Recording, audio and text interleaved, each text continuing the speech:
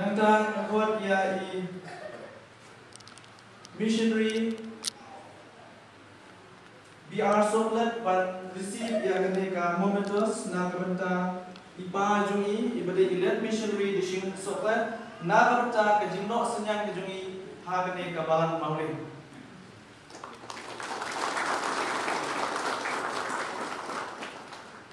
Kubleshibun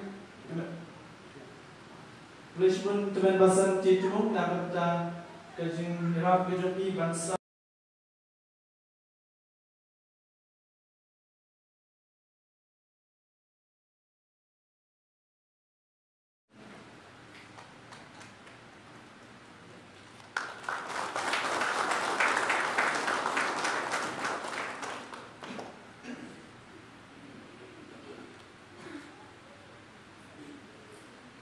Kulai Shivan na kabenta pastor nada agne por sobhar warfat ya wayne teman basan joga balang teman basan RSM ibalong wayna teman basan kibatrei na kabenta kamon kajomplay hadu kini kismi kibamata dengan kuat ya teman basan SM banshir ya ganeka usnam na kabenta kajompi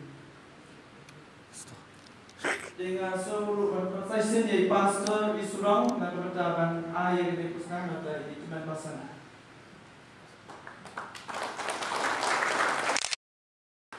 Bishbun pastor yang jom Jason sama dengan sesuatu kaba saudara kam na kabenta ban IE ya ka contribution ke ba ai po jom kabala dengan kuat ai sama rolan kunde ban wan shikmat ban wan shim ya kenika kusnam na ta jompi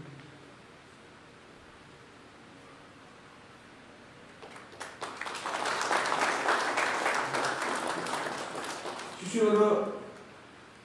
kadang na kalian jom kiramba kabaki ramba jom kabalang ki ai na kabenta ibarulan dengan por sekli ban ai na kabenta ibarulan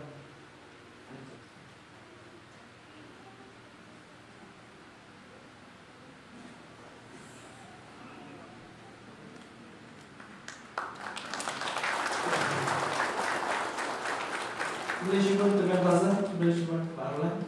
Tehar ning por sebab rakat Asumar rakat jadi evangelist RT ban wan nekmat ban ai na kabenta ka GI so baha na kalian jomki lokmi na kabenta I missionary BR Soklet hari ko rakat jadi missionary BR Soklet ban wan bashir ni ke GI so baha na kalian jomki sen jomki inten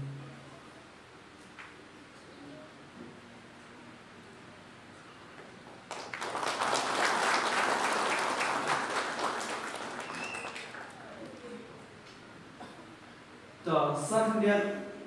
akot sajisin ya I parulan na kabenta ka GI sobha jong I ramba kapang na kabenta jong I dengan akot sajisin ya parulan ban shim ya GI sobha na kalian jong I ramba jong ne kabala tepat bai evangelist RT ban ai ketika GI sobha na kabenta jong I